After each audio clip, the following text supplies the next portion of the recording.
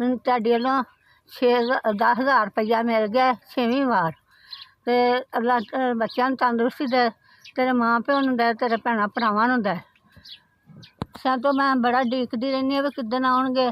ਮੈਂ ਆਹ ਸ਼ੈ ਲਿਆਉਣੀ, ਆਹ ਕੰਮ ਕਰਨਾ ਸੀ, ਜਾਂ ਮੈਂ ਇੱਥੇ ਜਾਣਾ ਸੀ। ਅਤੇ ਉਹ ਸ਼ੁਕਰ ਤੇ ਅੱਲਾ ਤੈਨੂੰ ਬਹੁਤੀ ਦੇਵੇ ਅਤੇ ਤੰਦਰੁਸਤੀ ਦੇਵੇ ਤੇਰੇ ਬੱਚਿਆਂ ਨੂੰ, ਤੇਰੇ ਮਾਂ ਪਿਓ ਨੂੰ, ਭੈਣ ਭਰਾਵਾਂ ਨੂੰ। ਦੇ ਖਾਣ ਪੀਣ ਦਾ ਪੁੱਤ ਖਰਚਾ ਵੀ ਦੇਈਦਾ ਵਾ, ਅਤੇ ਪੜ੍ਹਨ ਦਾ ਵੀ ਖਰਚਾ ਦੇਈਦਾ। ਮੇਰੇ ਬੱਚੇ ਪੜ੍ਹਨ ਜਾਂਦੇ ਆ।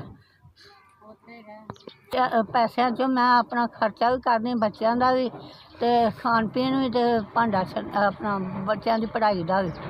ਤੁਸੀਂ ਤੰਦਰੁਸਤੀ ਰੱਬ ਤੁਹਾਨੂੰ ਦੇ, ਖੁਸ਼ੀਆਂ ਵੇਖੋ, ਤੰਦਰੁਸਤੀ ਦੇਵੇ ਰੱਬ, ਖੁਸ਼ੀਆਂ ਵੇਖੋ। ਅੱਲਾ ਤੁਹਾਨੂੰ ਬਹੁਤਾ ਦੇ, ਤੰਦਰੁਸਤੀ ਦੇ।